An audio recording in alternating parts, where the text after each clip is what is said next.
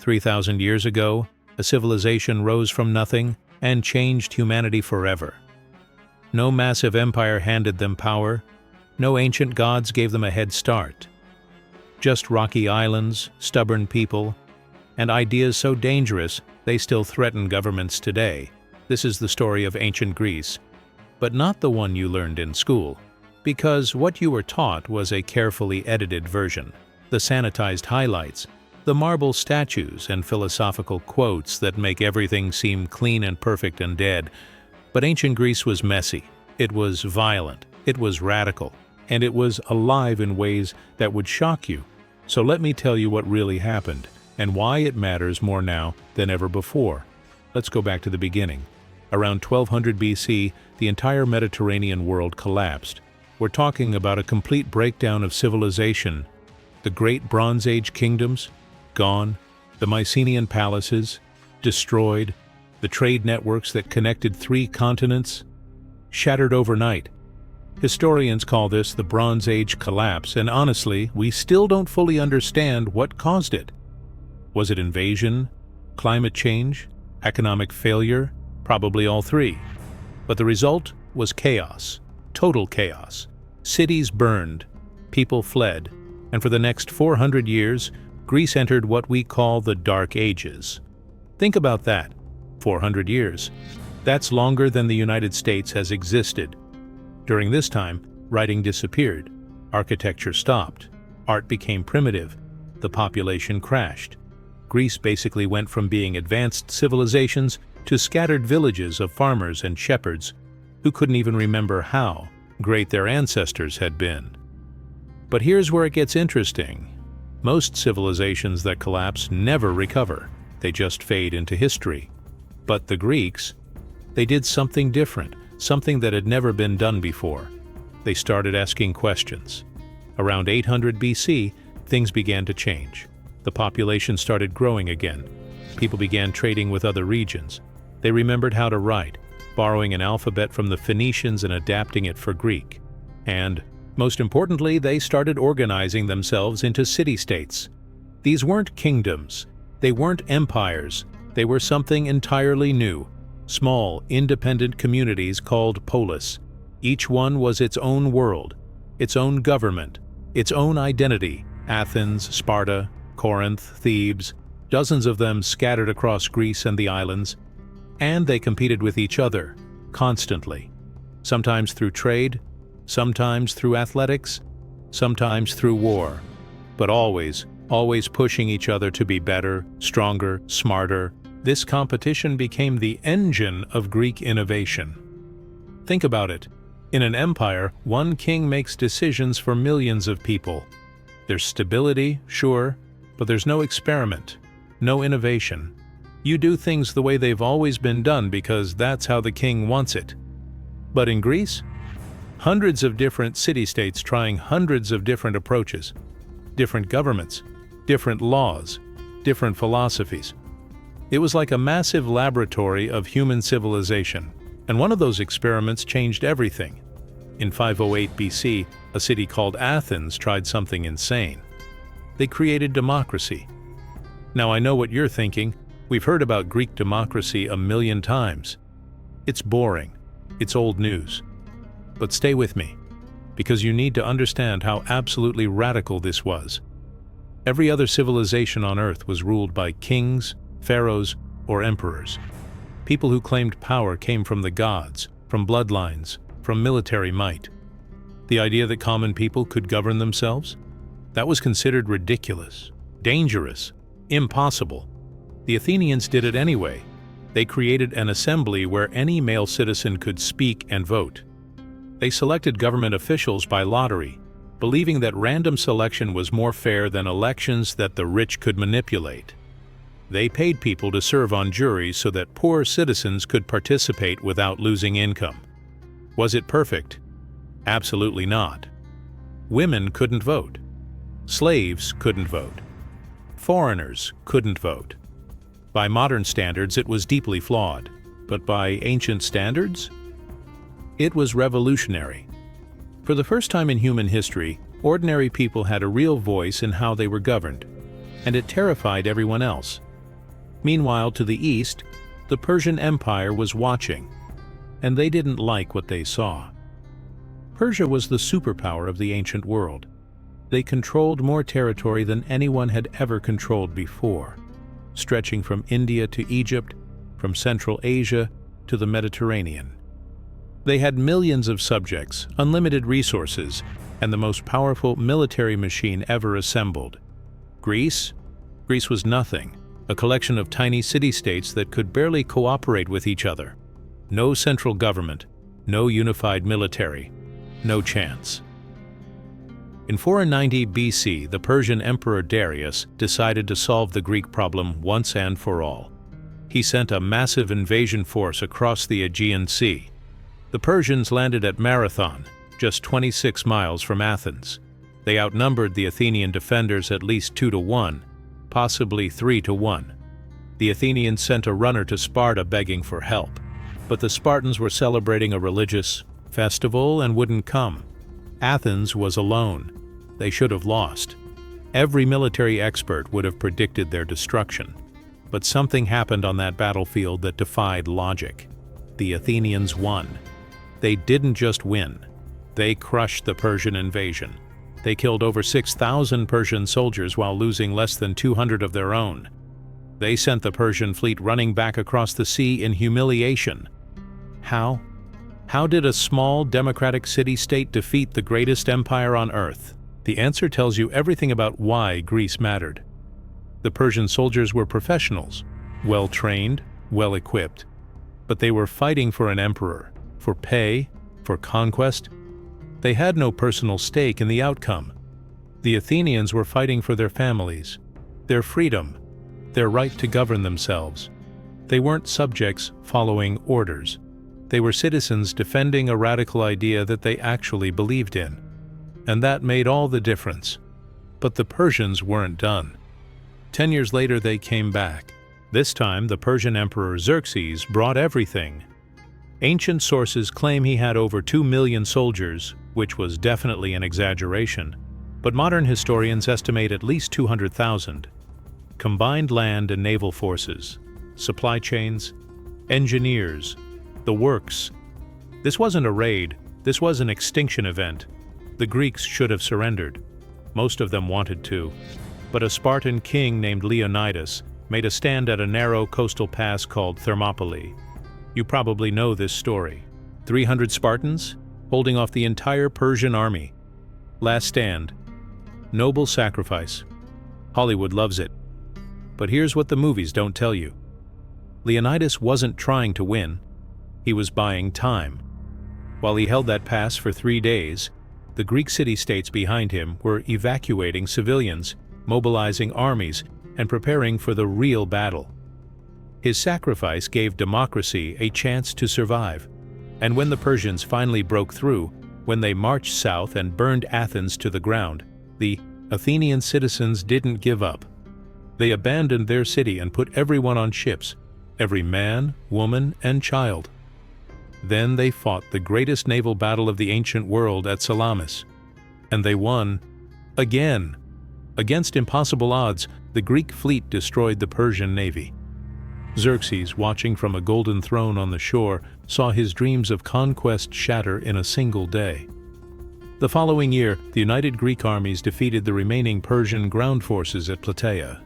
The impossible had happened. Democracy had defeated tyranny.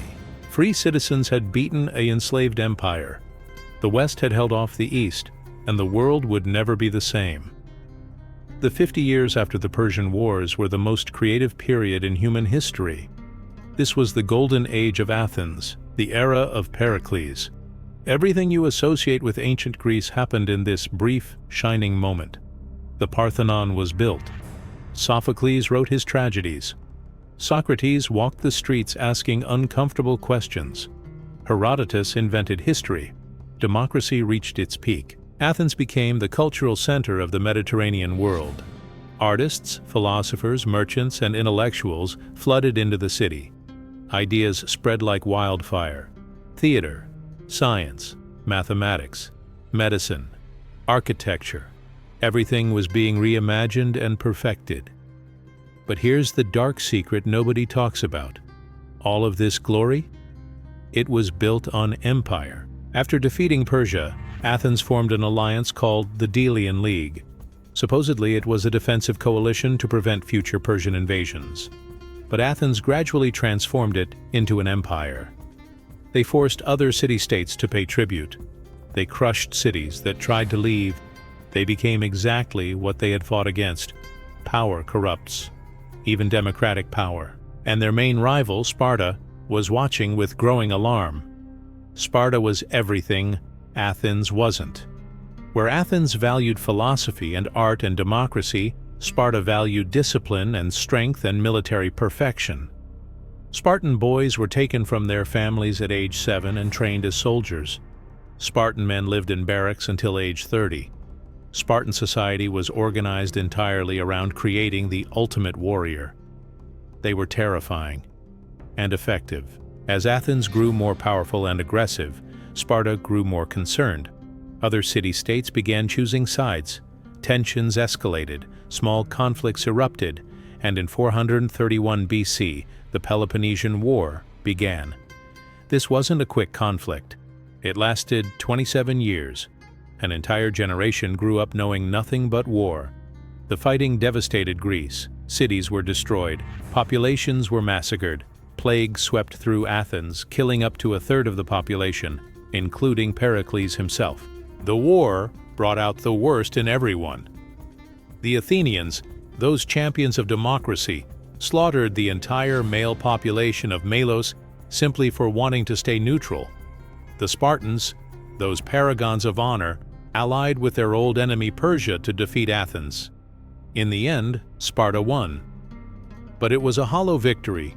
Greece was broken, the city-states were exhausted, the Golden Age was over, and yet somehow Greek culture continued to spread. This is the part that doesn't make sense. Greece lost. They destroyed themselves through internal conflict. They should have faded into irrelevance. Instead, they conquered the world, not through Greek armies, through a Macedonian king who loved Greek culture more than the Greeks themselves. Alexander the Great. In just 13 years, Alexander conquered everything from Greece to Egypt to India. He built an empire larger than anything the world had seen. But everywhere he went, he brought Greek culture with him, Greek language, Greek philosophy, Greek architecture, Greek ideas. He founded cities called Alexandria across 3 continents. He encouraged his soldiers to marry local women and blend cultures. He dreamed of uniting East and West under a single Hellenistic civilization. He died at 32, probably from disease, possibly from poison. His empire immediately fractured into warring kingdoms. But the cultural fusion he created lasted for centuries. Greek became the international language of the Mediterranean world. If you wanted to do business, read philosophy, or study science, you learned Greek. Even the New Testament was written in Greek, not Hebrew or Aramaic. The idea survived the collapse of political power. Eventually, Rome conquered what was left of the Greek world, but the Romans didn't destroy Greek culture. They absorbed it. They copied Greek architecture. They translated Greek philosophy. They hired Greek teachers for their children. As the Roman poet Horace wrote, "Captive Greece took her savage victor captive." And when Rome eventually fell, Greek manuscripts were preserved by Islamic scholars in Baghdad and Cordoba. They were rediscovered by Europeans during the Renaissance. They inspired the Enlightenment. They influenced the American founding fathers. The words we use today? Democracy, philosophy, theater, politics, history. They're all Greek. The subjects we study? Mathematics from Pythagoras, logic from Aristotle, medicine from Hippocrates, physics from Archimedes, all Greek. The values we claim to hold? Free speech, rule of law, citizen participation, the examined life, Greek. 3,000 years later, ancient Greece still shapes how we think, how we govern ourselves, and what we believe is possible. But here's the real question, the one that matters. Why did it happen in Greece? Why not Egypt, which was older and richer? Why not Persia, which was larger and more powerful? Why not China, which was just as advanced? What made Greece special? I think it comes down to a single idea. One simple concept that changed everything. The Greeks believed that humans could figure things out for themselves. They didn't need priest kings claiming divine authority. They didn't need ancient traditions that couldn't be questioned. They didn't need emperors making all the decisions. They could observe the natural world and understand it. They could debate different ideas and find truth through argument. They could create their own governments and change them when they didn't work. This was radical. This was dangerous.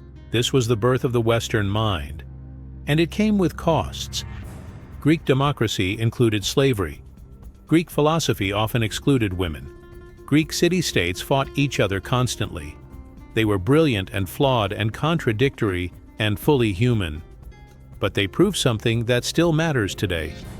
That ordinary people, working together, questioning everything, refusing to accept that might makes right or tradition determines truth, can achieve extraordinary things. They proved that democracy, for all its messiness and inefficiency, can defeat tyranny. That free inquiry leads to innovation. That diversity of thought creates progress. Ancient Greece fell apart because they forgot these lessons. They let pride become arrogance. They let democracy become empire. They turned on each other instead of supporting each other. We should remember that, because we face similar challenges today. Similar temptations. Similar choices between living up to our ideals or abandoning them when they become inconvenient. The story of ancient Greece isn't just history. It's a mirror, showing us both what we could be and what we could become if we're not careful. So the next time someone dismisses ancient Greece as boring old history that doesn't matter anymore, you'll know the truth. Every time we vote, we're echoing the assembly in Athens. Every time we question authority, we're channeling Socrates. Every time we believe that truth comes from evidence and reason rather than power and tradition, we're following in the footsteps of people who lived 3,000 years ago on rocky islands in the Mediterranean.